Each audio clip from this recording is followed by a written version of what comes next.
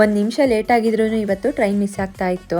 Hi ಎಲ್ರಿಗೂ ನಮಸ್ತೆ, welcome to my mini vlog. ಮಂಗಳವಾರ ಬೆಳಗ್ಗೆಯಿಂದ ವ್ಲಾಗ್ ಮಾಡ್ತಾ ಇದ್ದೀನಿ. ಟ್ರಿಪ್ ಇಂದ ಬಂದು ಮನೆನೇ ಕ್ಲೀನ್ ಮಾಡಿರ್ಲಿಲ್ಲ, ಅದಕ್ಕೋಸ್ಕರ ಇವತ್ತು ಎಲ್ಲ ಕ್ಲೀನ್ ಮಾಡ್ಕೊಂತಾ ಇದ್ದೆ. ಹಾಗೆ ಈ ಡ್ರೆಸ್ಸಿಂಗ್ ಟೇಬಲ್ ಕೂಡ ಕ್ಲೀನ್ ಮಾಡ್ಕೋಬೇಕಾಗಿತ್ತು. ಎಲ್ಲ ನೀಟಾಗಿ ತೆಗೆದು ಒರೆಸ್ಬಿಟ್ಟು ನೀಟಾಗಿ ಜೋಡಿಸ್ಕೊಂತಾ ಇದ್ದೆ. ಸುಮ್ನೆ ಏನೇನೋ ಪ್ರಾಡಕ್ಟ್ ಇಟ್ಕೊಂಡಿದೀನಿ, ಬಟ್ ಇದ್ರಲ್ಲಿ ಜಾಸ್ತಿ ಏನು ಯೂಸ್ ಮಾಡಲ್ಲ. ಡ್ರೆಸ್ಸಿಂಗ್ ಟೇಬಲ್ ಕ್ಲೀನ್ ಮಾಡಿ ಹಾಗೆ ಮನೆ ಫುಲ್ ಕ್ಲೀನ್ ಮಾಡಿ ನೆಲ ಒರೆಸಿ ಇವತ್ತು ವಾರ ಇದ್ದಿದ್ದರಿಂದ ಪೂಜೆ ಮಾಡ್ಬೇಕಾಗಿತ್ತು. ಅದಕ್ಕೋಸ್ಕರ ಬೇಗ ಹೋಗಿ ಫ್ರೆಶ್ ಅಪ್ ಆಗಿ ಬಂದೆ. ನಾನು ಎಷ್ಟೇ ಬೇಗ ಕೆಲಸ ಮಾಡಕ್ ಹೋದ್ರು ಟೈಮ್ ಆಗೇ ಬಿಡುತ್ತೆ. ಪೂಜೆ ಮುಗಿಸಿ ಮಧ್ಯಾಹ್ನನೂ ಕೂಡ ಏನು ತಿಂದಿರ್ಲಿಲ್ಲ ಅಂತ ಮ್ಯಾಗಿ ಮಾಡ್ಕೊಂತಾ ಇದ್ದೆ. ನಾನು ಮ್ಯಾಗಿನ ಯಾವಾಗ್ಲೂ ತಿನ್ನಲ್ಲ, ನಮ್ಮನೆಯವರು ಹೆಲ್ತಿಗೆ ಒಳ್ಳೇದಲ್ಲ ಅಂತ ಬೈತಾರೆ, ಅದಕ್ಕೋಸ್ಕರ ಅಪರೂಪಕ್ಕೆ ತಿಂತೀನಿ ಅಷ್ಟೇನೆ. ಮತ್ತೆ ಬುಧವಾರ ಬೆಳಗ್ಗೆಯಿಂದ ಬ್ಲಾಗ್ ಕಂಟಿನ್ಯೂ ಮಾಡ್ತಿದ್ದೀನಿ. ಊರಿಗೆ ಹೋಗ್ಬೇಕಾಗಿತ್ತು, ಅದಕ್ಕೋಸ್ಕರ ನಾನು ನಮ್ಮನೆಯವರು ಬೇಗ ರೆಡಿ ಆದ್ವಿ. ಇನ್ನೇನ್ ಮನೆಯಿಂದ ಹೊಟ್ಟಿದ್ವಿ. ನಮ್ಮನೆಯವರು ನಾನ್ ಬರಲ್ಲ, ನೀನ್ ಒಬ್ಳೆ ಹೋಗ್ಬಾ ಅಂತ ಹೇಳಿದ್ರು. ಇನ್ನೇನ್ ಬಸ್ಸಿಗೆ ಹೋಗೋದಲ್ವಾ ಅಂತ ಮನೇಲಿ ಸುಮ್ನೆ ಕೂತ್ಕೊಂಡಿದ್ದೆ. ಅಷ್ಟರಲ್ಲಿ ನನ್ನ ತಂಗಿ ಟ್ರೈನಿಗೆ ಬನ್ನಿ 10 ನಿಮಿಷದಲ್ಲಿ ಬರ್ತೀರಾ ಅಂತ ಹೇಳಿದ್ರು. ಆಗ್ಲೇ ಟ್ರೈನು ಶಾರದಾನಗರದಲ್ಲಿ ಇತ್ತು, ಅವಾಗ ಮನೆಯಿಂದ ಹೊಟ್ಟಿದ್ದಾಯ್ತು. ನಾವು ರೈಲ್ವೆ ಸ್ಟೇಷನ್ ಹತ್ರ ಹೋಗೋ ಅಷ್ಟರಲ್ಲಿ ಟ್ರೈನ್ ಬಂದ್ ನಿಂತಿತ್ತು. ನಾನು ಟ್ರೈನಿಗೆ ಹತ್ಕೊಂಡಿದ್ದೆ. ನಮ್ಮನೆಯವರು ಟಿಕೆಟ್ ತಂದ್ಕೊಟ್ಟು ನನಗೆ ಬಾಯ್ ಮಾಡಿ ಹೊರಟ್ರು. ಒಂದ್ ನಿಮಿಷ ಲೇಟ್ ಆಗಿದ್ರು